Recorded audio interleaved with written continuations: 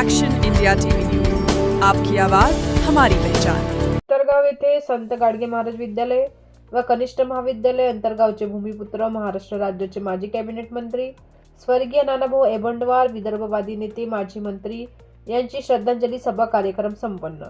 नानाभाऊचे विचार आमच्यासाठी प्रेरणादायी।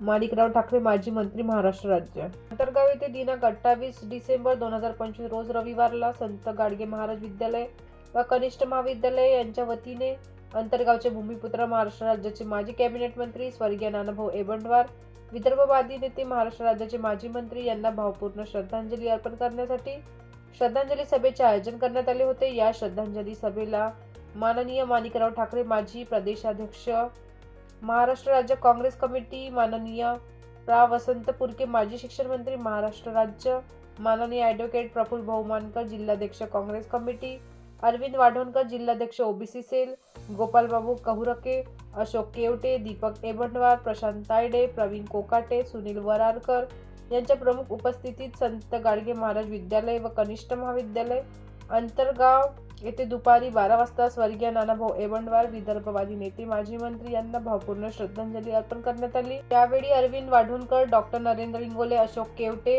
वैकुंठ मांडेकर, प्रशांत तायडे, सदाशिव महाजन, मयूर झुंबडे, दीपक भाऊ एबंडवार, श्रीमंती शकुंतलाताई, नानाभाऊ एबंडवार, रविभाऊ एबंडवार, आनंदभाऊ एबंडवार व एबंडवार परिवार तसेच राडेगाव तालुक्यातील नानाभाऊ एबंडवार यांचे चाहते, नेते, पदाधिकारी व कार्यकर्ते तसेच राजेश शर्मा मुख्याध्यापक, शाळेतील विद्यार्थी, शिक्षक, शिक्षिका तसेच शिक्षकेतर कर्मचारी मोठ्या संख्येने उपस्थित होते। मुख्य संपादक विनोद मावळेसह अंतरगाव प्रतिनिधी सुधाकर दांडेकर। काळामध्ये आम्हाला काही मंजुरी घ्यायची गरज पडत नव्हती। त्या ठिकाणी कुदळ घ्यायची, खांद्यावर मजुरांना घ्यायचं, 100-200 मजूर पाठीमागं, कोणत्या रस्त्यावर इथं कुदळ मारतोय, तुम्ही कामाला सुरुवात करा, तुमचा पगार देण्याची आम्ही व्यवस्था करतो। इतक्या पद्धतीने त्यांचं तशा प्रकारचं पाठबळ होतं, हे केलं पाहिजे।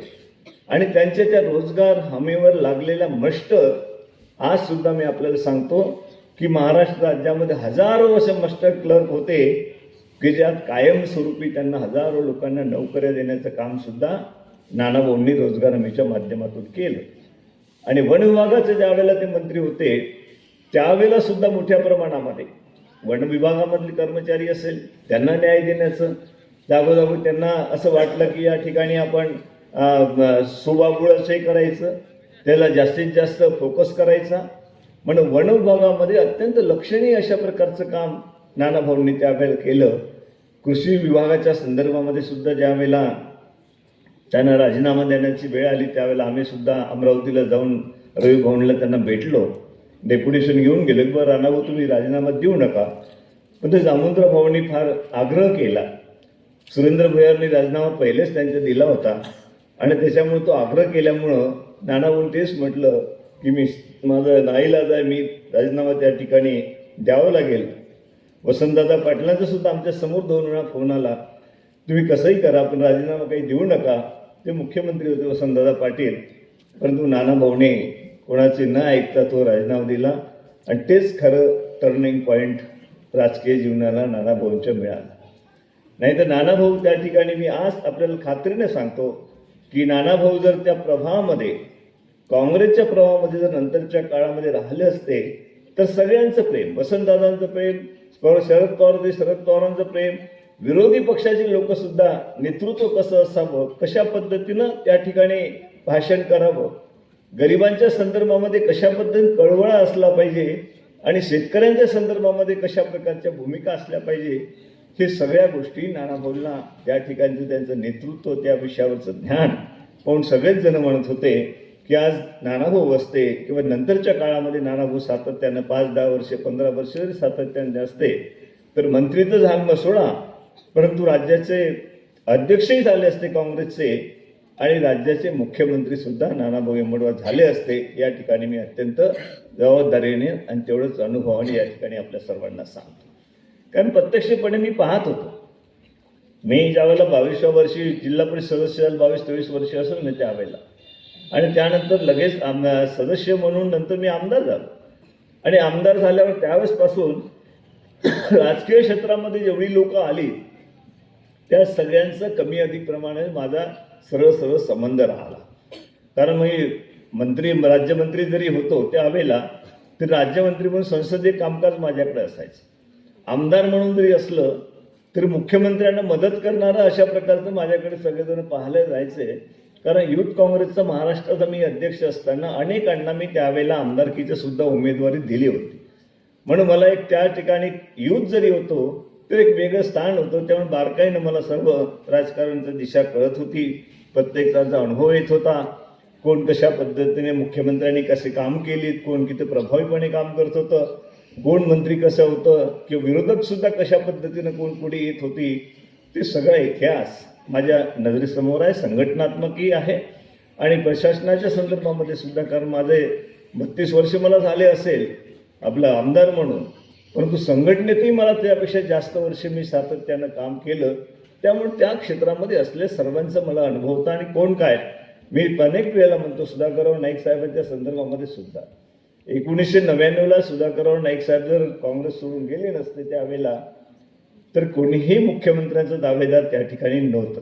नानाभाऊ तर सोबत नव्हतेच, परंतु सुधाकरराव नाईक 100% त्यांचंच नाव पुढे आलं असतं. नाहीतर पहिले रणजित देशमुख, नंतर विलासराव सुद्धा त्यावेळेला मुख्यमंत्री झाले असते. कारण 1 महिन्यापूर्वीच काँग्रेसमध्ये आले होते आणि एका महिन्यामध्ये तिकीटच मिळेल का नाही हा प्रश्न होता. तिकीट मिळालं ते अध्यक्ष मुख्यमंत्री बनणं शक्यच नव्हतं. परंतु तरी सुधाकरराव नाईक गेल्यामुळे ती जागा एकदम पोकळी झाली आणि थोपटे सुद्धा आपले निघून गेले होते. त्यावेळेला पडले होते.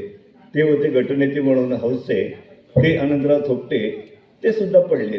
त्यामुळे एकदम अशा प्रकारचं चित्र होतं की जर सुधाकरराव असते तर 100% मुख्यमंत्री झाले असते. का त्यावेळेला त्या परिस्थितीमध्ये कशी कलाटणी बसते कुठल्या विषयाला. परंतु नानाभाऊंच्या सगळ्या गोष्टी आज आमच्या पूर्ण स्मरणामध्ये आहेत. नानाभाऊ एक अत्यंत आदरणीय अशा प्रकारचं व्यक्तिमत्व आणि गरिबांविषयी त्यांचा जे कळवळा होता. आणि ज्या विभागामध्ये जाईल मार्गदर्शन करायचं, त्यांनी ज्या वेळेला बोलायला उभे राहायचे, कधी त्यांच्या नानाभाऊंच्या सभेला लोकांना आणा तिथं नानाभाऊंची सभा आहे असं होत नव्हतं.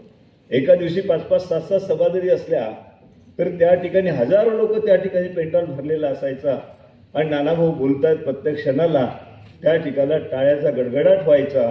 अशा प्रकारचं एक नानाभाऊंचं नेतृत्व आमच्या सर्वांच्या नजरेसमोर आहे.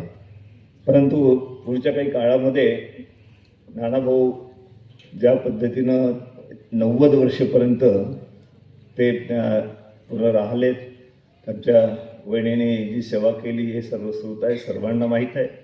त्यांचे तिन्ही चिरंजीव आहेत, त्यांनीसुद्धा असं त्या ठिकाणी त्यांची सेवा केली.